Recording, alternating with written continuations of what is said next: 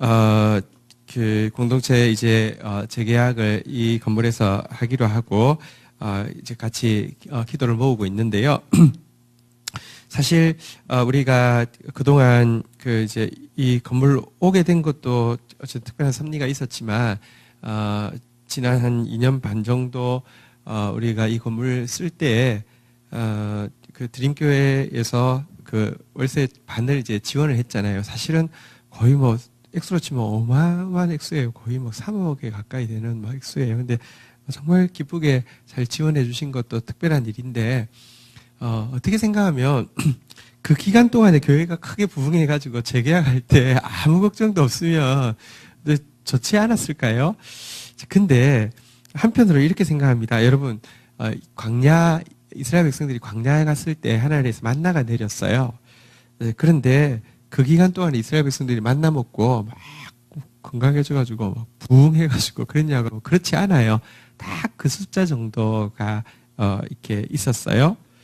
그리고는 가나안 땅에 딱 들어갈 때 하나님이 이제부터 만나가 그친다 그랬어요. 이제 그동안은 만나가 있어서 살았는데 만나 그치면 어떻게 될까 이렇게 생각했는데요. 만나 가나안 땅 딱 들어가니까 들어간 때가 마침 추수철이었어요. 그래서 거둬 먹었고요. 그 다음에는 그 땅에서 진짜 하나님 주시는 힘 가지고 승리해서 그 땅을 차지하고 나서는요, 진짜 그곳에서 헤아릴 수 없이 번성하는 그런 일이 있었어요.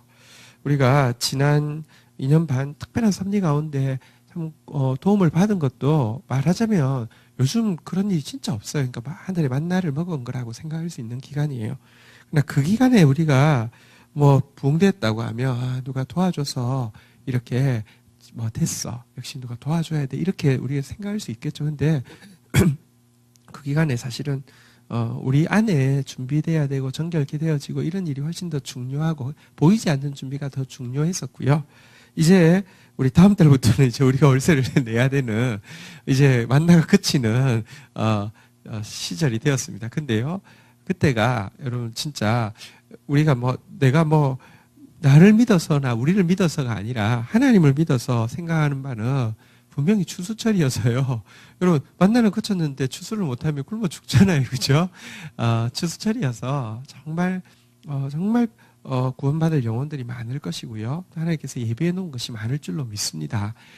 그리고 나면 우리 힘으로 수고해서 거둘 수 있도록 하고 나면요. 진짜 젖과 꿀이 흐르는 땅에서 풍성한 또 열매가 있을 것입니다. 어쨌든 하나님 믿고 한 걸음 한 걸음 걸어가는 것이 대단히 즐겁고요. 그리고 또 되돌아보면 어쨌든 이제 교회 이전이나 혹은 교회 재개혁이나 굉장히 큰 문제입니다. 사실은 또 우리 힘으로 너무 버거운 결정을 해야 되는 문제이기 때문에 얼마든지 이견도 있을 수 있고 얼마든지 그 불평이나 혹은 우려도 있을 수 있습니다. 그런데 이번에 온 공동체가 진짜 같이 마음 쓰면서 진짜 이 우리 표대로 찬송하면서 송축하면서 한 마음으로 결정된 것 자체가 과거와 많이 다르게 광야 40년 보세요. 출애굽하고 나서 얼마 안 돼서 가데스 바네아라고 다시 말하면 요단 가나안 바로 들어갈 수 있는 곳에 갔다가 서로 이렇게 정탐꾼의 잘못된 보고 듣고는요 38년을 방황했잖아요, 그죠? 근데 다시 가데스 바네아에 썼을 때는요 두 정탐꾼을 보냈는데 정말 같은 마음으로 고백하고는요 이스라엘 백성들이 같이 딱 받아들이고는 금방 또 들어갈 수 있었거든요. 그런 거 생각하면 어쨌든 하나님께서 인도하고 계신 게 너무 기대가 됩니다. 어쨌든 우리 이번 달에는 함께 이제 오병이어로 마음을 모으며 나갈 텐데 한번 영어로 한번 따라 하실까요? Divine Plus. 예. 거룩한 덧셈. 저희가 이전할 때 혹은 뭐 이사할 때마다 항상 경험하는 게 우리 정말 적은 숫자인데 어떻게 이게 됐지? 진짜, 예를 들면, 첫 번째 이전할 때 4천에 70월세 내고 있었는데, 이전한 곳이 4억에 770이었어요. 숫자도 똑같은데, 10배가 튀었거든요. 근데, 그리고 또 와서는요, 인테리어 하는데 뭐 2억인가 뭐 썼었는데 진짜 70명이요. 그것도 우리 교회 사실 특별히 부자 없는 교회잖아요. 그죠? 근데 70명이 그렇게 했는데 첫 달부터 하나도 안 부족했어요. 아무리 장부를 봐도 답이 안 나오는데 그런 게 있었어요. 우리 여기 올 때도요, 사실은, 뭐랄까, 여기 인테리어 공사비 되게 많이 들었잖아요. 그죠? 그리고 첫 재직해 할 때 보니까 플러스 마이너스 똔똔인데, 마이너스가 안 되고, 한, 얼마 남았었죠. 그죠? 그때 몇십만 원인가, 뭐, 34만 원인가, 14만 원인가 남았어요. 여기 들어올 때, 뭐, 음향만 해도 1억이 훨씬 넘었고요. 뭐, 어쨌든 굉장히 돈을 많이 썼거든요. 근데, 진짜 그때 교회가 사실 굉장히 어려웠어요. 막 좀 뜻이 안 맞아가지고 사실 교회가 반토막이 나는 상황이었고, 막 그런 상황이었는데도, 어쨌든 장부 딱 하니까 진짜 엄청난 액수여서 엄청나게 적자가 나는 거는 맞는데, 이게 맞춰지는 거, 거의, 그러니까 뭐 14만 원이라는 건 거의 진짜 은행 이자잖아요. 그죠? 그러니까 진짜 하나님 기가 막히게 하시는 일이 있습니다. 지금도, 저는 잘 모릅니다. 우리가 이제, 건물 측에서 2억 5천을 보증금을 높이면 450만 원을 빼주겠다고 먼저 제안한 것도 참 특별한 일이에요. 그러니까 진짜 최선을 다해서 빼주신 거예요. 근데 우리가 이제 1억 5천은 이제 준비가, 되어 있는데 1억이 지금 부족하잖아요. 그죠? 근데 우리가 사실 우리한테 1억 적지 않은 돈이에요. 그렇지만 저는, 어떻게 하실까 기대가 많이 됩니다. 뭐, 여러분들에게 무슨, 이게 믿음 이상의 부담은 전혀 들 마음이 없습니다. 믿음으로 하지 않는 게 죄입니다. 어쨌든 여러분 하나님 믿음 주시며 사랑 주시는 만큼 소망 주시는 만큼 하면 되는데, 그런데 합쳐졌을 때 하나님께서 어떻게 하실지는 여러분 기대하셔도 좋습니다. 저는 그런 데 대한 신뢰와 기대가 있습니다. 어쨌든 이제 한번 따라하겠습니다. 만나가 그칠 때가 되었습니다. 시작. 추수철이 기다리고 있습니다. 시작. 예, 기대가 많이 됩니다. 네. 예. 자, 우리, GT, 이제, 내일 본문을 볼 차례입니다.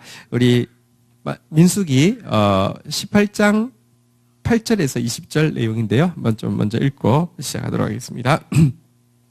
민수기 18장 8절에서 20절 한 절씩 얻어가시겠습니다.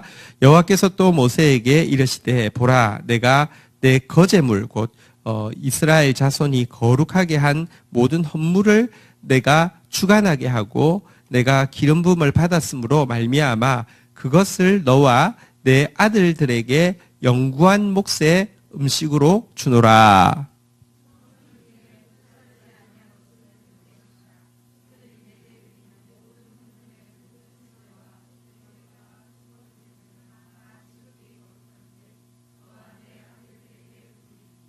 지극히 거룩하게 여김으로 먹으라. 이는 내게 성물인즉 남자들이 다 먹을 것이니라.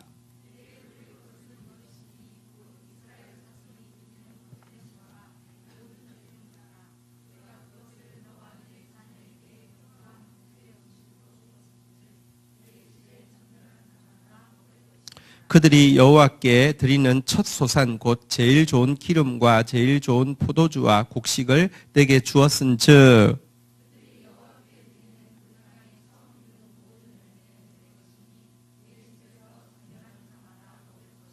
이스라엘 중에서 특별히 드린 모든 것은 내 것이라.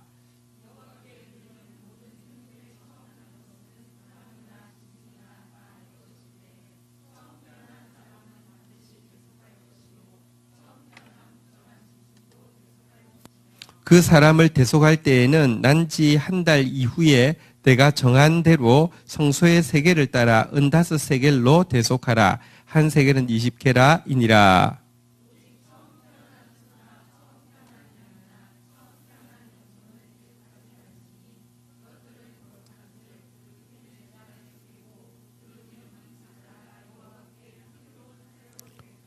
그 고기는 내게 돌릴지니 흔든 가슴과 오른쪽 넓적다리 같이 내게 돌릴 것이니라.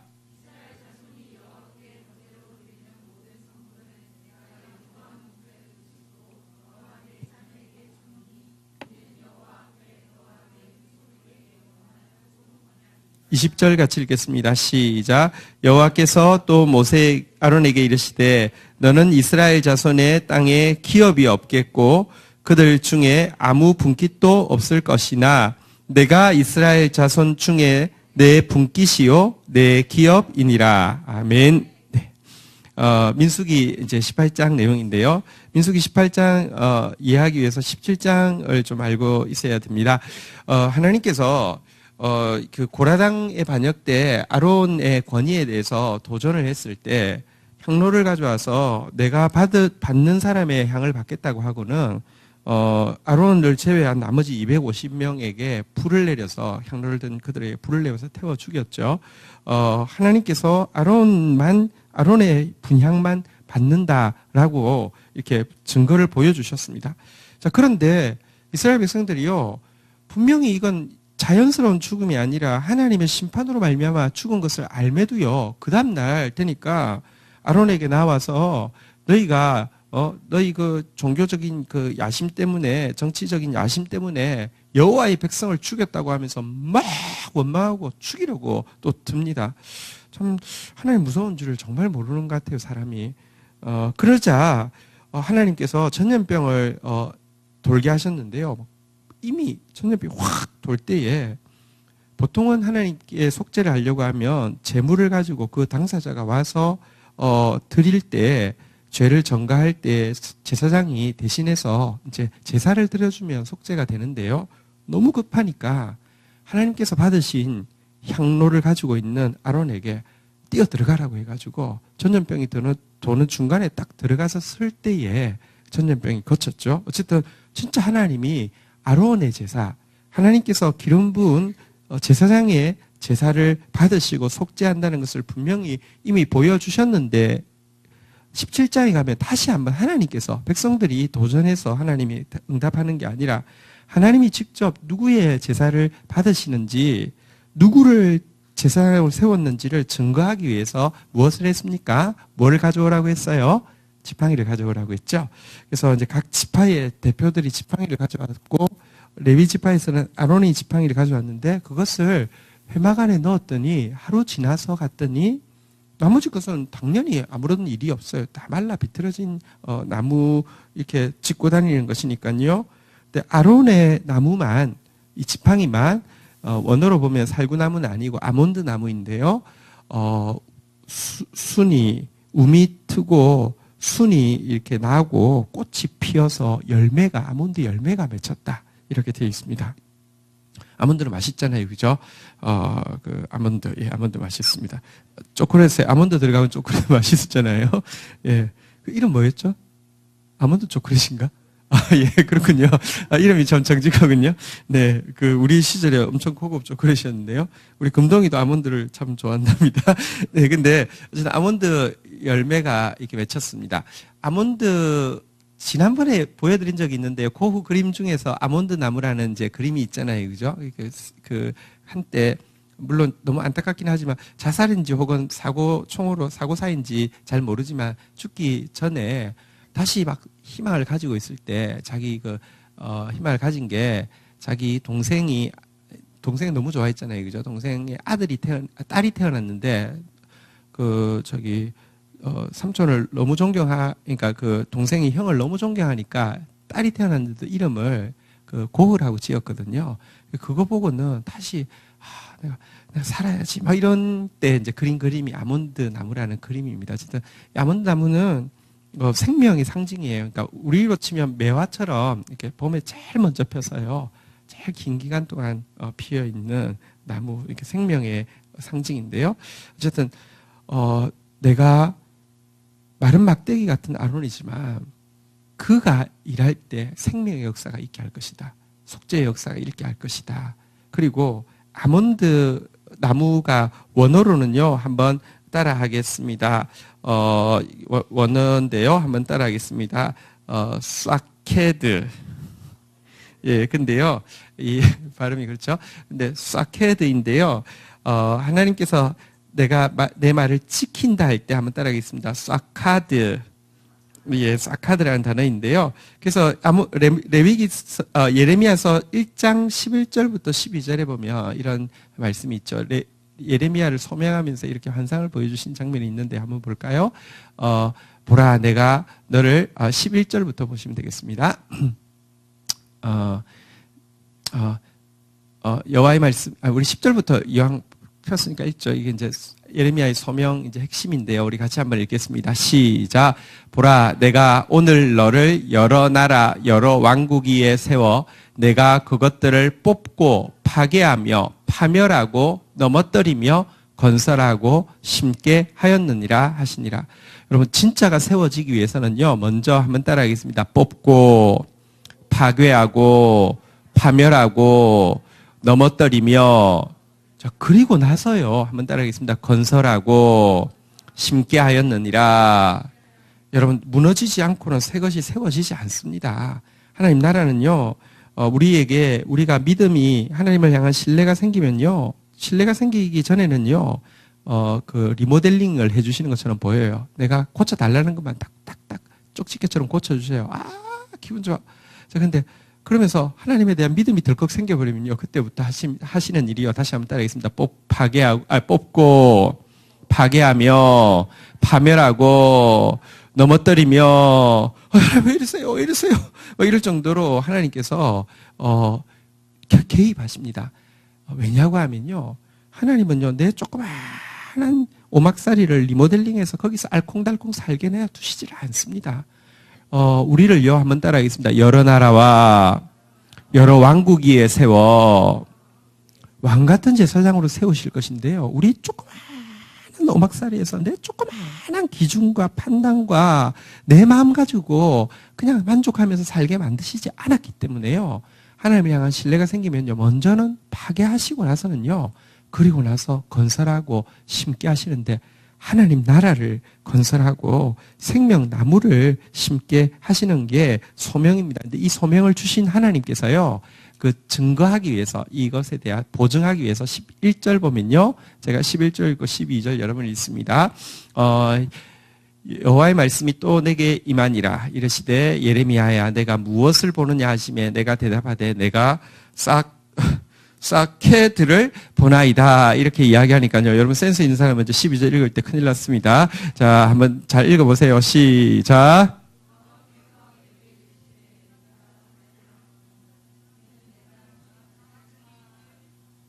예, 잘한 사람 있습니다. 근데 틀렸습니다. 한번 따라하겠습니다.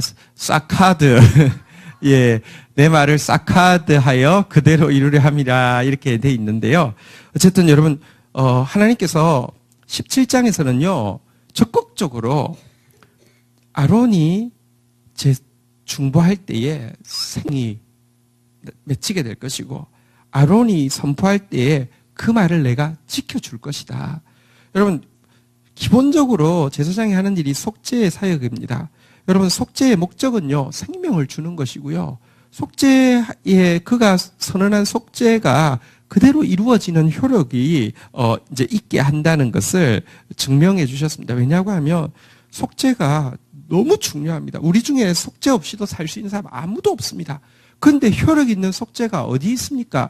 여러분, 죄 사함 받았다는 느낌은 줄 수 있지만 진짜 죄 사함은 누가 줄 수 있습니까?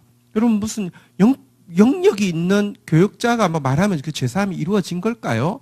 여러분, 그런 사람들이 주로 결국 이단자 비슷하게 돼가지고 이렇게 엉망을 하잖아요. 그죠? 사람이요, 크게 만들면요, 그 앞에서요, 부처상도 크게 만들면 그 종교심이 생겨서요, 뭔가 효력이 있게 느껴집니다. 그런 마음 때문에요, 자꾸 인간이요, 거짓 지도자가 커질수록, 커진다는 것은요, 갑질도 동반됩니다. 갑질을 하고요, 지도자가요. 커지고 하면요, 백성이 싫어할까? 좋아합니다. 예레미야에서 보면 내가 참으로 이상하고 놀라운 일을 보았다고. 지도자는 이렇게 거짓말하고 갑질하고 백성들은 그걸 좋아한다 그랬어요. 왜냐고 하면 뭔가 큰 사람이 안수를 해주거나 큰 사람이 네 재산 받으니라 이러면 뭐가 된 것 같단 말이에요. 그것 때문에 좋아해요.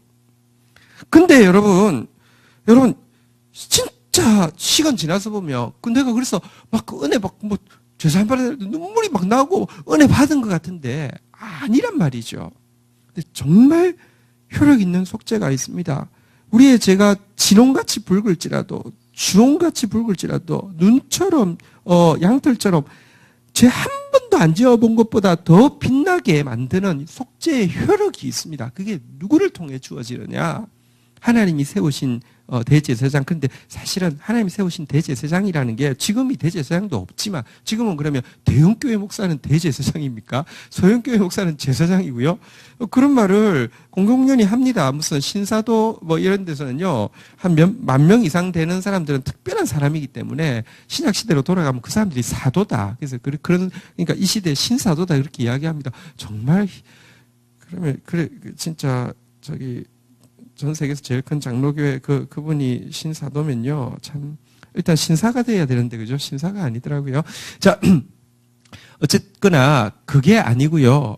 그 대제사장의 속죄가 효력이 있다는 것은요, 장차 오실 대제사장의 본체이신 예수 그리스도를 통해서 완전한 속죄가 이루어진다는 것을 하나님이 직접 증명해 주시는 것이고요.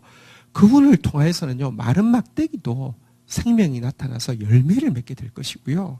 그분이 하신 말씀은 하나도 땅에 떨어지지 않고 그대로 지켜진다는 것을 보여주시는 말씀이셨습니다.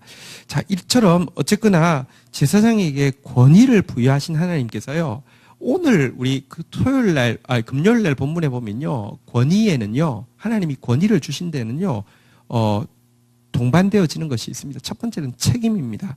18장 1절 한번 볼까요? 오늘 본문, 금요일 본문입니다. 18장 1절 같이 한번 읽도록 하겠습니다. 시작. 여호와께서 아론에게 이르시되 너와 내 아들들과 내 조상의 가문은 성소에 대한 죄를 함께 담당할 것이요. 너와 내 아들들은 너희의 제사장 직분에 대한 죄를 함께 담당할 것이니라. 그래서요, 하나님께서 이렇게 큰 제사장의 권위를 아론의 집에 부여하셨는데요. 여기에는 책임이 따릅니다. 한번 따라하겠습니다. 성소에 대한 죄, 제사장 직분에 대한 죄, 이것에 대한 책임을 제사장에게 물으신다고 이야기합니다. 성소에 대한 죄는 일반 백성들이 하나님의 성소에 대해서 함부로 행동하거나, 아니면 하나님의 성소에 마땅히 드려야 될 제물에 대해서 아주 불성실했던 것. 다시 말하면 하나님 앞에서 하지 않아야 될 일을 백성들이 했을 때 하나님은 백성에게도 책임을 묻지만 제사장에게 책임을 함께 묻겠다는 말이고요. 하나님의 백성들이 하나님께 마땅히 해야 될 일을 하지 않았을 때, 이때도 백성에게도 책임을 묻겠지만 제사장에게도 책임을 묻는다고 이야기합니다. 권위를 주신 이유는요, 그 권위 가지고 백성들을 깨우쳐서 하나님 앞에서 하지 않아야 될 일을 하지 않도록, 하나님 앞에서 해야 할 일을 하게 하기 위해서 권위를 주신 것입니다. 여러분, 저는 권위를 스스로 만드는 그런 일은 하지 않으려고 애를 씁니다. 그렇지 않아도 하나님이 진짜 택하셨으면 권위를 주실 것이니까요. 그런데 여러분들은 또 하나님께서 일반적으로 막 스스로 만든 권위에는요, 아까도 이야기했지만 참 기이하게도 되게 순종을 잘하고 좋아하는 경향이 있는데요, 권위주의적이지 않으면 또 그냥 무시하는 또 경향도 있습니다. 그러지 않도록 여러분들 정말 성경에 보면요, 에베소 교회가 있고요, 그레데 교회가 있습니다. 에베소 교회에서는요, 권위를 인정받는 방법으로 본을 보이라고 했고요. 그레데 교회에서는요, 권위를 인정받는 방법으로 엄히 책망하라고 했습니다. 왜냐하고 하면 에베소 교회는 말씀이 풍성하고 건강한 교회여서요, 지도자가 본만 보여도 권위를 인정하고요, 어린 지도자인 디모데가 목회를 해도 존중하면서 업신여기지 않았습니다. 그런데 그레데 교회는요, 너무 영적으로 수준이 낮아가지고요, 지도자가 본을 보이면요, 무시합니다. 지도자가 어미 야단을 쳐야지 이렇게 두려워할 줄 아는 그런 교회였습니다. 어떤 교회가 되었으면 좋겠습니까? 에베소 그레데. 예. 에베소 교회가 되는 것이 좋겠죠. 근데 어쨌든 우리 교회에서 여러분, 그런데 저에게 권위가 부어졌다 하더라도 저희 하나님께서 부어주신 권위가 있고요, 또 저희가 권위를 행사한다 하더라도 그 권위 행사가 나를 위해서 내가 얼마나 대단한 줄 알아 이것들아, 이런 데 쓰는 게 아니라요, 권위를 무엇에 행사하느냐, 성도들이요, 하나님 앞에 하지 않아야 될 일을 두렵고 떨림으로 하지 않게 하는데 권위가 행사돼야 되고요. 하나님 앞에서 당연히 해야 될 일을 기쁨으로 하게 하는데 권위가 행사돼야 되지, 내 것 챙기는데 내 마음대로 하고 싶은 대로 하는데 권위를 행사하는 것은 도둑놈이고요.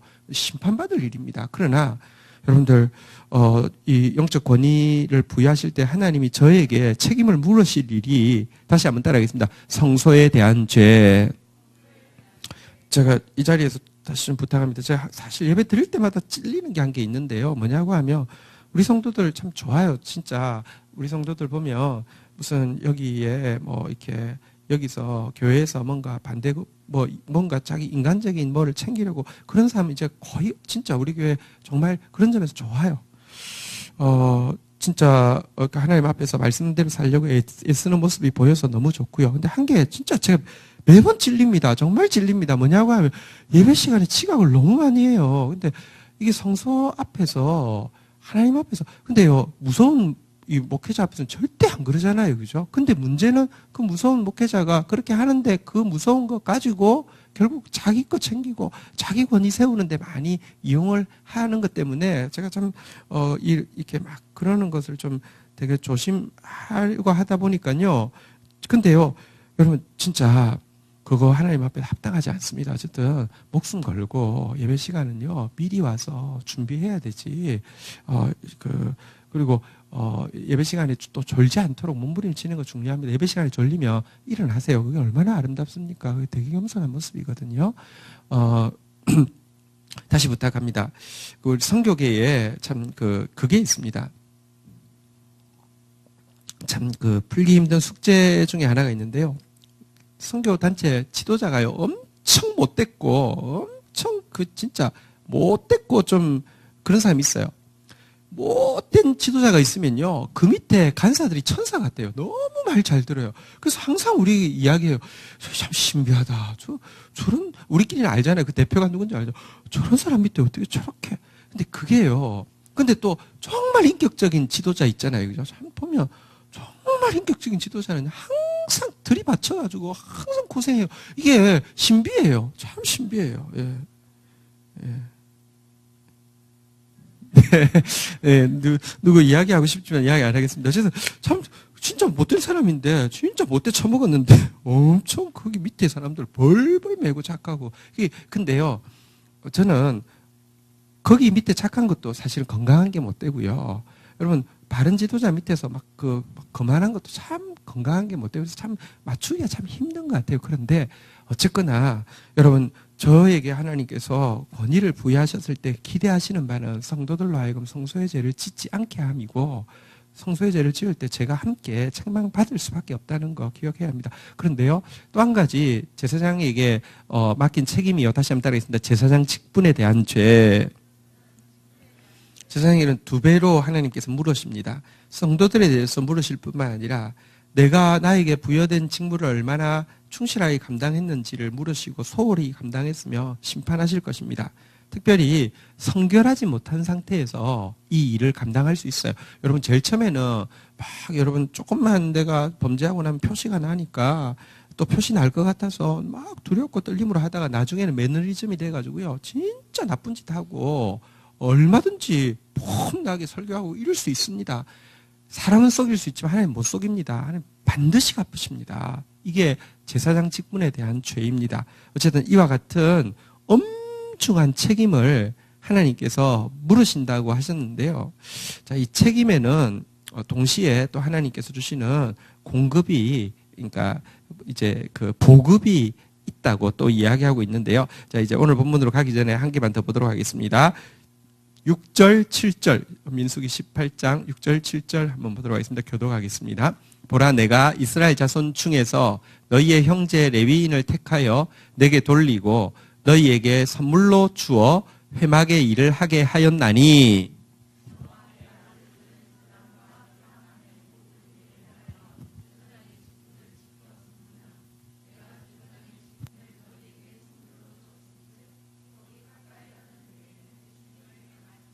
한번 따라하겠습니다. 레위인을 택하여 선물로 주어 제사장의 직분을 선물로 주었은즉, 여러분, 이제 책임도 있지만, 권위를 부여할 때 책임도 있지만, 선물도, 그러니까 공급도 있는데요. 첫 번째 공급이 혼자 감당하지 않도록 레위인을 주신다는 것입니다. 근데 제가요, 지금 생각해보면 참 그렇습니다. 이 직분을 감당하는데 혼자였으면 무너져도 막 정말 여러 번 무너졌을 것입니다. 근데 그때마다 정말 하나님께서 하나님의 사람들을 보내주셨습니다. 진짜 천사 같습니다. 정말 선물 받습니다. 저 진짜 요즘 정말 진심으로 고백하는 게요. 우리 성도들 숫자는 뭐 과거에 비해서 반 정도밖에 안 돼도요. 한 분 한 분에 대해서 정말 하나님이 주신 특별한 선물이라는 생각이 확실히 있고요. 정말 고맙습니다. 자, 설교 시간이지만 고맙습니다. 네, 정말 여러분들이 귀한 선물이십니다. 정말 감사합니다. 또 한 가지 선물인데요. 이 8절에 보면 선물은 무엇이냐고 하면 나 같은 자에게 직분을 주신 것 자체가 이거 사실은 말도 안 되는 선물이라는 것 자체가 큰 공급입니다. 바울은 항상 알았습니다. 나의 나 된 것은 하나님의 은혜라. 내게 주신 하나님의 은혜가 헛되지 않아. 내가 다른 모든 사도보다 더 수고하였으나 이것이 내가 아니요 하나님의 은혜다. 이렇게 이야기했는데요. 되돌아보면 갈수록 시간이 지날수록 왜 하필이면 나 같은 사람에게 또 하나님 말씀을 전하는 직분, 또 말씀을 게다가 사실 한 개도 사실은 진짜 저 정말 자격이 없는데요. 말씀을 전하는 직분뿐 아니라 또 말씀을 쓰는 직분도 주셔서 어쨌거나 내년이 되면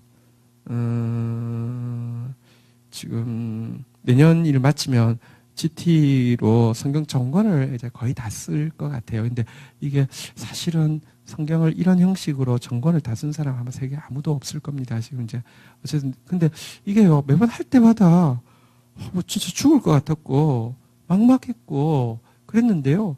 지금은 옛날보다 훨씬 더 가볍기도 하지만 되돌아보면 다 써가니까 너무 놀라워요. 이게 진짜 너무 놀라워요. 근데 이게 정말 선물이라는 게 너무 느껴져요. 그래서 정말 하나님께 지금 여러분들한테 하는 게 아니고 하나님 감사합니다. 진짜 너무 특별한 거 주셨습니다. 근데 이런 영적인 선물뿐 아니라 실질적인 선물의 공급에 대해서 이야기하시는 게 오늘 내용입니다. 한번 볼까요? 오늘 8절부터의 내용인데요. 제사장에게 실질적인 공급. 하나님께서 일을 맡기실 때는요. 여러분 신약 시대는요. 우리가 다 왕 같은 제사장이라고 그랬습니다. 여러분들이 무엇을 하든지 성직이 될 수 있습니다. 내가 하나님의 마음을 가지고 하나님의 말씀 가지고 하면. 그런데 내가 그렇게 수종 들면요. 세상에서는 손해볼 겁니다. 손해 안 보면 여러분들이 세상 방법을 또 썩어 넣고 있다는 뜻이겠죠. 그런데요. 손해봐도 괜찮습니다. 왜냐하면 하나님이 공급할 것이기 때문입니다. 하나님의 공급은 영적인 공급도 있지만 실질적인 공급도 있습니다. 다시 한번 따라하겠습니다. 디바인 플러스. 진짜 공급이 있습니다. 거룩하지만 진짜 상상도 못하는 공급이 있다니까요. 진짜 있어요. 그거 여러분들 경험하기를 주의 이름으로 축복합니다. 실은 저희가 이제 이번에 재계약 때문에 이제 오병이어 헌금을 하기로 하고 저희 집도 헌금을 너무 하고 싶은데 사실 진짜 통장이 하나도 없거든요. 우리 집은요. 그리고 옛날에는 GT가 좀 잘 돌아갔어요. 그래가지고요. 좀 한때는 GT가 1년 매출이 10억이 넘을 때가 뭐 여러 해 계속 그렇게 되고 그래서 뭐 잉여금이 남을 때가 1억 이상 남고 이럴 때가 여러 해 있었는데 지금은요. 진짜 가난합니다. 옛날에 비하면 11조입니다. 근데요. 그래서 돈 하나도 없어요. 근데 진짜 오병이어 헌금을 하고 싶은데 돈은 하나도 없는데요. 영은이가 아파가지고 요즘 좀 골골하거든요. 하나님께서 영과 육 가운데 계속 일하고 있습니다. 근데 이제 골골해서 병원에 갔더니 알고 보니까 무슨 보험을 우리 외할머니가 들어놓은 걸 안 찾은 게 있다 그래가지고 그래서 뭐 물어보니까 엄청 친절하게 이야기해 주시면서 돌려주셨는데 꽤 크게 돌려주셨어요. 그래가지고요, 헌금할 돈이 생겨서 헌금을 했는데, 근데 이게요, 진짜 공급이 있습니다. 자, 오늘 어떤 공급이 있는지 한번 좀 보도록 하겠습니다. 8절 같이 한번 읽겠습니다. 시작.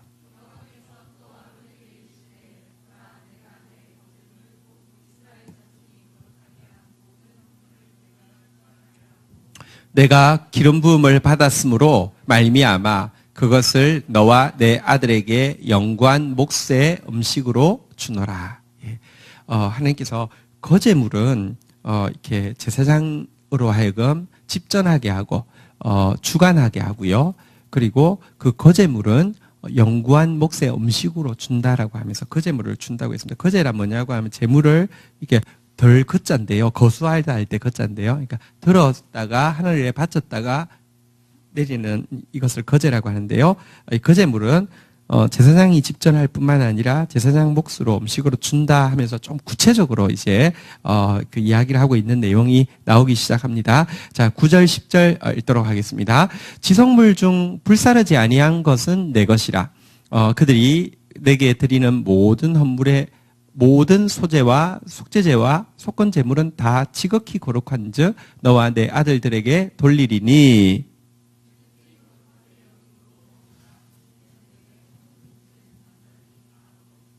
자, 제사장이 주는 이렇게 그 음식 종류가 나오는데요. 첫 번째는 뭐냐고 하면 소제, 속제제, 속건제처럼 이 하나님 앞에 그 백성들이 자기의 범죄에 대해서 혹은 자기의 헌신에 대해서 드린 이 제물에 대해서요. 제물을 드리게 되면 이것은 하나님 것이에요. 화목제는 하나님과 사람이 함께 나누는 것이기 때문에 워낙에 사람께 있는데 속제제, 속건제, 소제 이것은 하나님 것인데요. 그런데 사실 실제로 바쳐지는 것은 기름 부위가 주로 바쳐지고요. 이 고기 중에서 사실 그 이제 이제 가슴 부위와 뒷다리 부위는요. 제사장들에게 오게 되는데 특별히 여기 속제제, 속건제, 소제의 부분은요. 제사장이 먹기는 먹지만 가족들과 같이 먹는 게 아니라 성막들에서 제사장들만 먹는, 그래서 지극히 거룩하게 여기고 제사장들만 먹는 몫으로 정해진 것입니다. 이것은 죄와 관련된 것이기 때문입니다. 다른 사람에게 이렇게 하나님 앞에 범죄했을 때 한번 따라하겠습니다. 속죄제. 다른 사람에게 범죄했을 때 한번 따라하겠습니다. 속건제. 속죄제는 요즘도 이게 뭐 하나님 앞에 범죄했다고 생각할 때 드리지만 속건제는 잘 안 드리는데, 속건제가 뭐냐고 하면 다른 사람한테 범죄하며 범죄한 사람에게 20%를 더해서 갚아주고 난 상태에서만 하나님께 와서 또 큰 재물을 드리면서 용서해달라고 하는 걸 속건제라고 합니다. 그래서 이웃에 대한 범죄는 굉장히 엄중하게 다루고 있는데요. 이 재물들은 여러분 번제라는 것은 100%를 다 태워드리는 겁니다. 그래서 고르반이라고 하는데요. 하나도 남는 게 없는 겁니다. 그런데 속제제, 속건제 이런 것은요.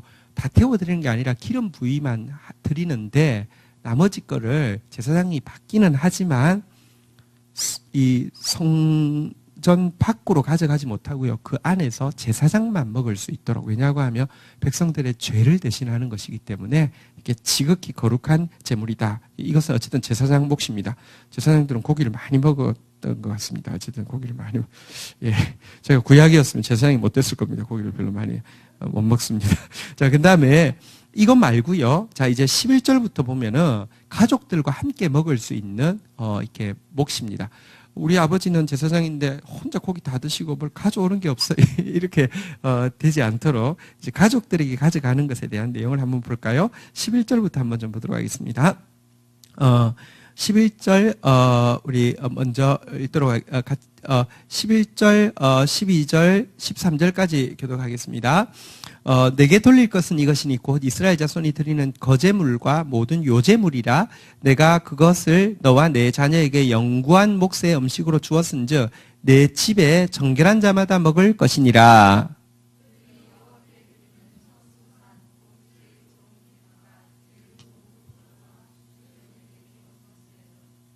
자, 13절 같이 읽겠습니다. 시작. 그들이 여호와께 드리는 그 땅에 처음 익은 열매는 내 것이니 내 집에서 정결한 자마다 먹을 것이니라. 자, 그러면 가족들과 함께 먹을 수 있는 제사장의 음식이 무엇일까요? 자기만 잘 먹는다고 되는 게 아니잖아요. 아내 하나도 안 갖다 주면 뭐 이만큼 나오고 자녀들은 어떻게 되겠습니까? 그래서 몫이 또 정해져 있는데요. 화목제는 워낙에 같이 이제 나누는 것인데요. 화목제물 중에서 한번 따라하겠습니다. 거제물, 요제물.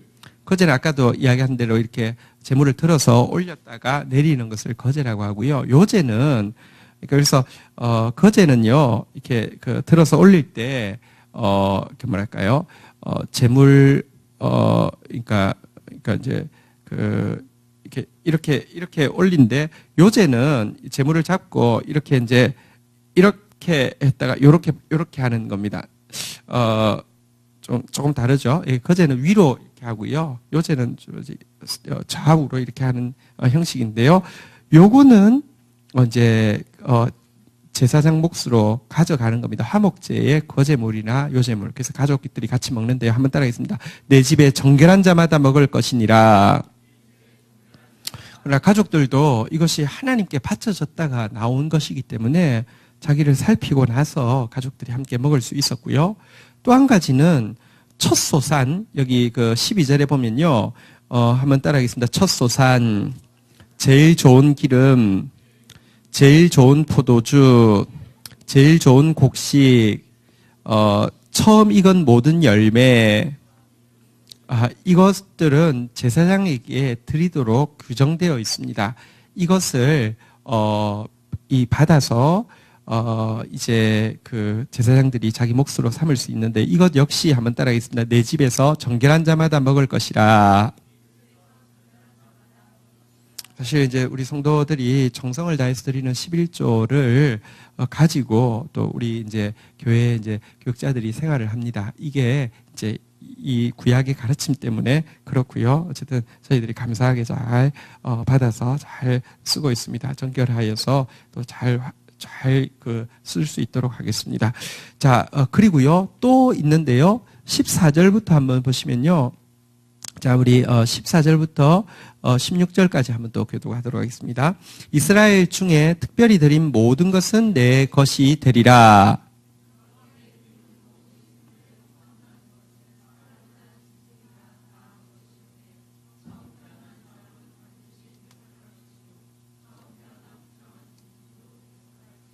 16절 같이 읽겠습니다. 시작. 그 사람을 대속할 때에는 난지 한 달 이후에 내가 정한 대로 성소의 세겔을 따라 은다섯 세겔로 대속하라. 한 세겔은 20게라이니라. 자, 여기 보면 그러니까 그 화목제의 거제물, 요제물, 또 두 번째는 처음 익은 곡식, 뭐 포도주, 뭐 기름. 세 번째는요. 여기 보니까 특별히 드린 모든 것이라고 우리 되어 있죠. 14절.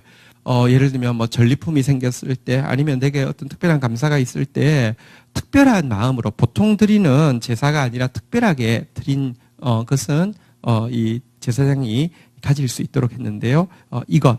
그리고 15절부터 나오는 것은 처음 난 사람의 속전, 사람을 죽이지 않고요. 그 사람의 속전, 여기 보니까 5세겔, 은다섯 세겔인데요. 혹은 부정한 짐승, 부정한 짐승은 뭐냐고 하면 한번 따라하겠습니다. 소, 양, 염소, 이걸 제외한 나머지 짐승이 집에 있겠죠. 뭐가 있겠습니까? 옛날 같으면 뭐 나귀도 있을 수 있고, 뭐 낙타도 혹시 있을 수 있고, 뭐 이렇게 강아지도 있을 수 있고, 그죠? 근데 이 새끼가 났어요. 그러면 첫 새끼는 전부 다 하나님 것입니다. 그건 이제 전부 다 하나님 것이라는 표시죠.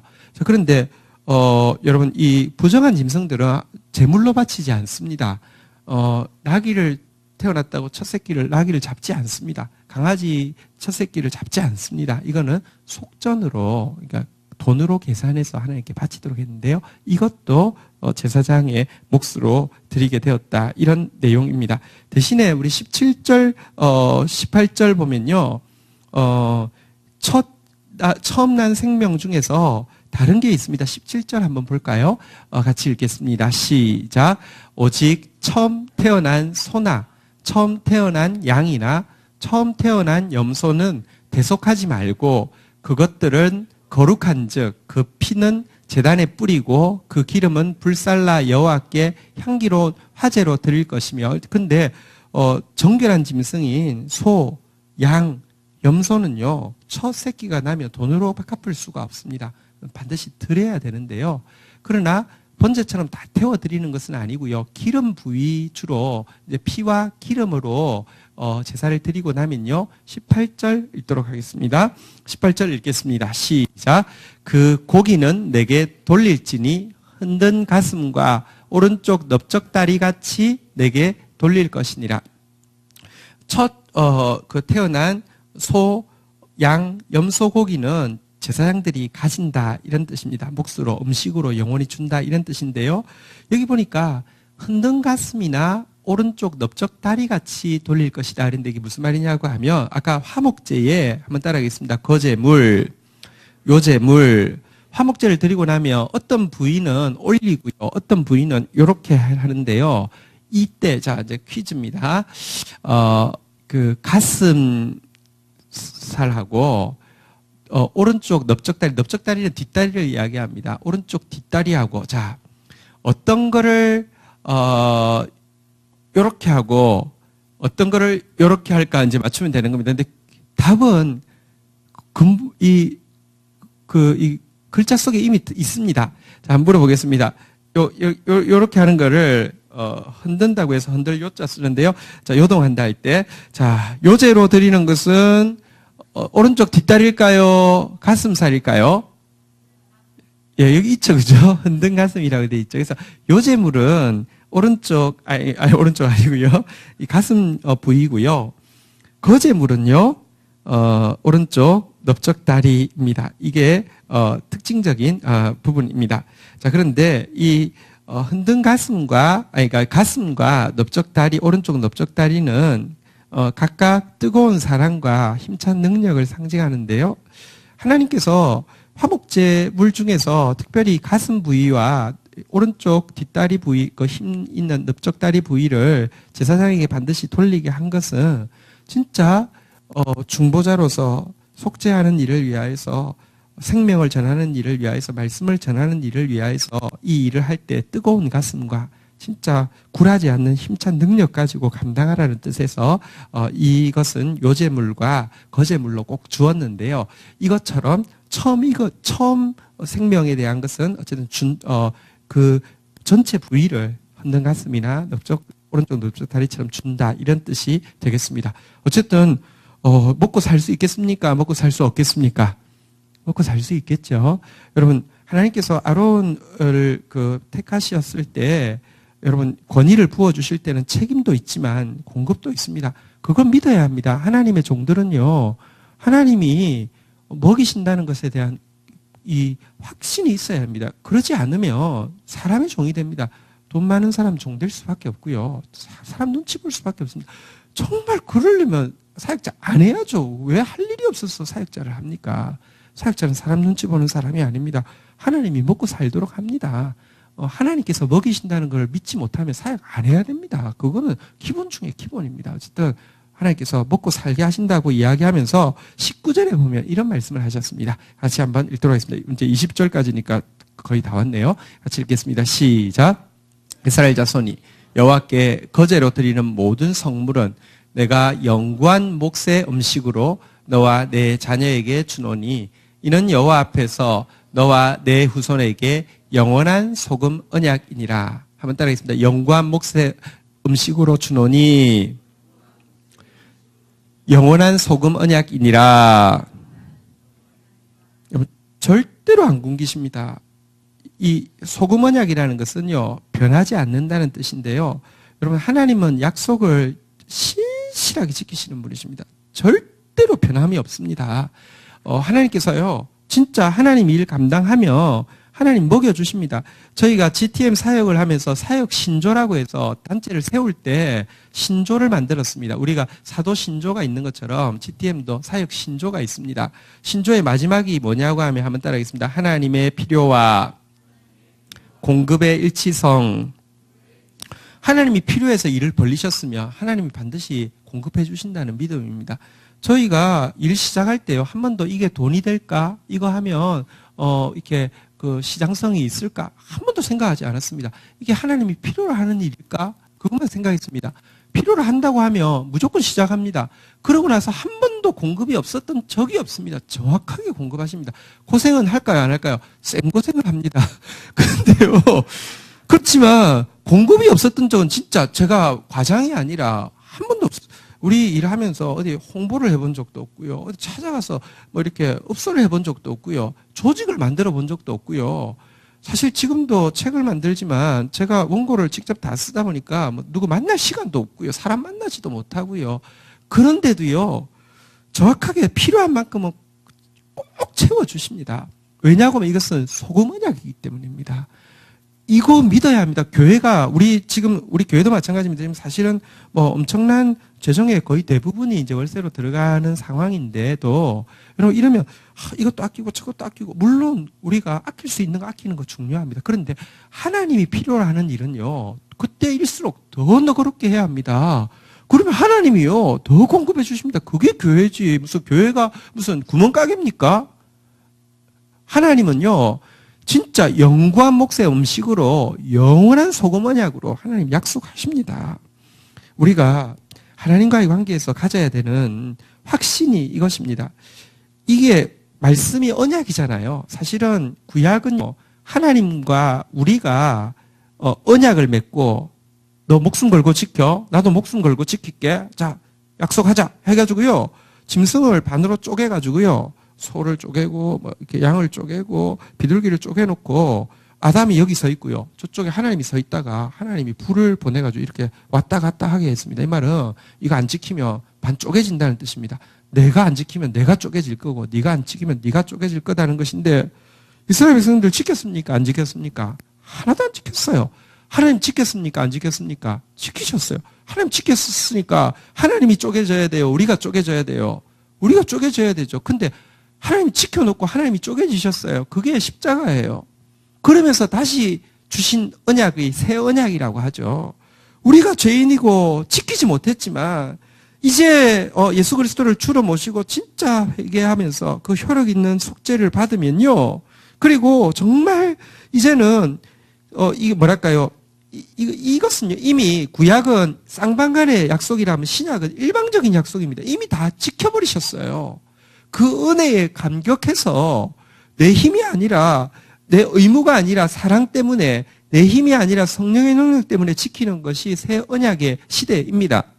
그런데요, 이때 우리가 정말 확신해야 될 게 하나님의 이 소금 언약에 대한 신실성을 확실해야 됩니다. 우리 시편 89편 31절부터 한번 보면요, 하나님과 우리의 언약에 대해서 이렇게 말씀하십니다. 보십시오. 이제 내 율례를 깨트리며 내 계명을 지키지 아니하면, 32절 보도록 하겠습니다. 읽겠습니다. 시작.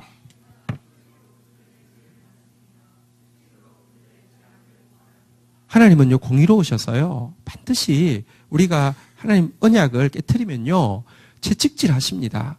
왜냐하면 사랑하시기 때문에. 그런데요, 33절부터 보면 우리가 한번 따라하겠습니다. 그러나 나의 인자함을 그에게서 다 거두지는 아니하며 나의 성실함도 패하지 아니하며, 34절을 읽겠습니다. 시작.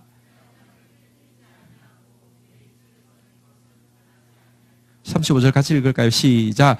내가 나의 거룩함으로 한 번 맹세하였은즉 다윗에게 거짓말을 하지 아니할 것이. 우리는요, 거짓말쟁이지만 하나님은 거짓말을 할 기능이 하나도 없어요. 불가능해요. 언약 하나님이 약속하셨기 때문에 무조건 지키십니다. 그런데 여러분, 무조건 지키시면서도 우리를 징계하시는 이유는요, 우리를 사랑하시기 때문입니다.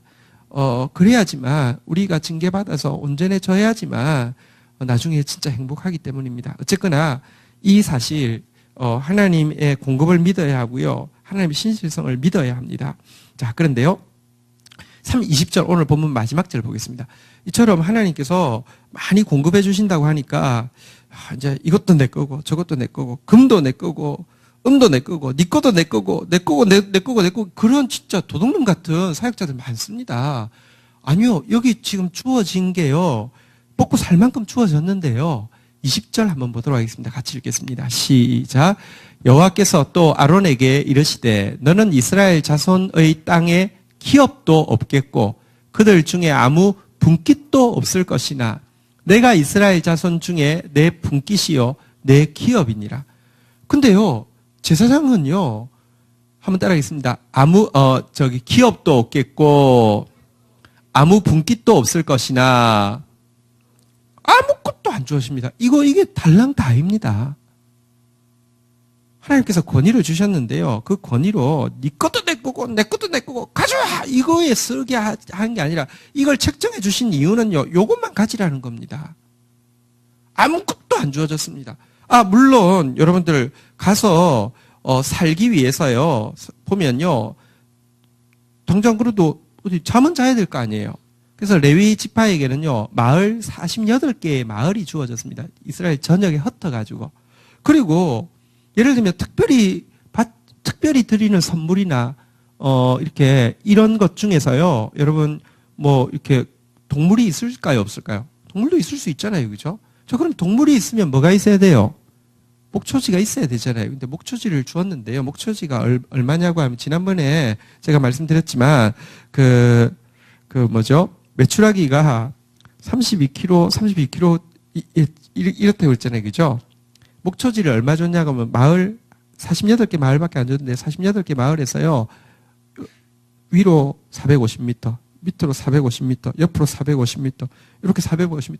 진짜 이게 달리기 하면 1km도 안 되는 거리만 딱 주셨어요. 진짜 준 양이나 소 굶어 죽지 않을 만큼만 주셨어요. 그래서 이스라엘 땅 전체에서 이 제사장이 가지고 이 레위인이 받은 땅 전체가 12분의 1인데요. 12분의 한 지파잖아요.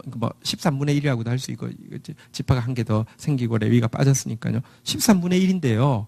실제 땅은 몇 프로를 받았냐고 하면 0.1%도 안 되게 받았습니다. 진짜로 기업이 없었습니다. 진짜로 분깃이 없었습니다.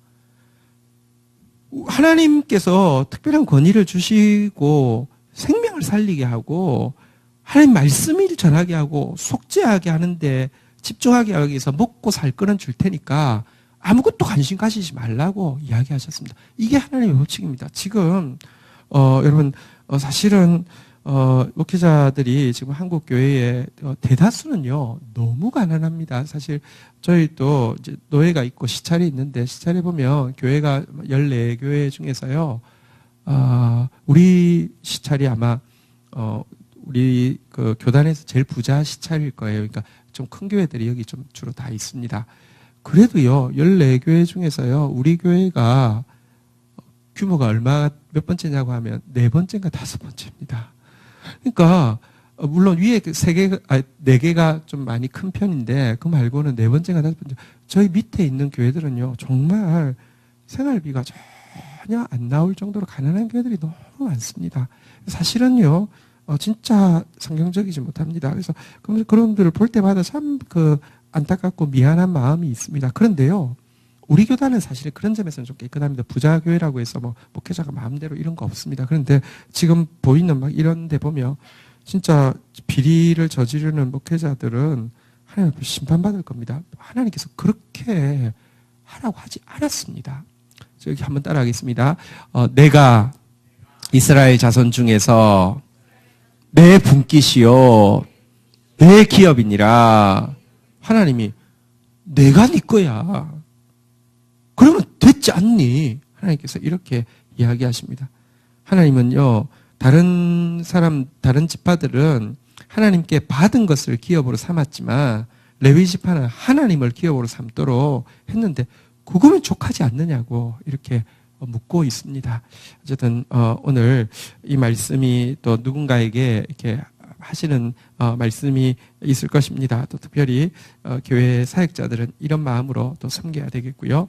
또 우리 함께 그 하나님 앞에서 왕 같은 제사장으로서 나에게 주어진 사명을 감당함에 있어서 이와 같은 마음이 있어야 할 것입니다. 자리에서 일어서시겠습니다. 우리 같이 찬양하고 기도하며 나가도록 하겠습니다.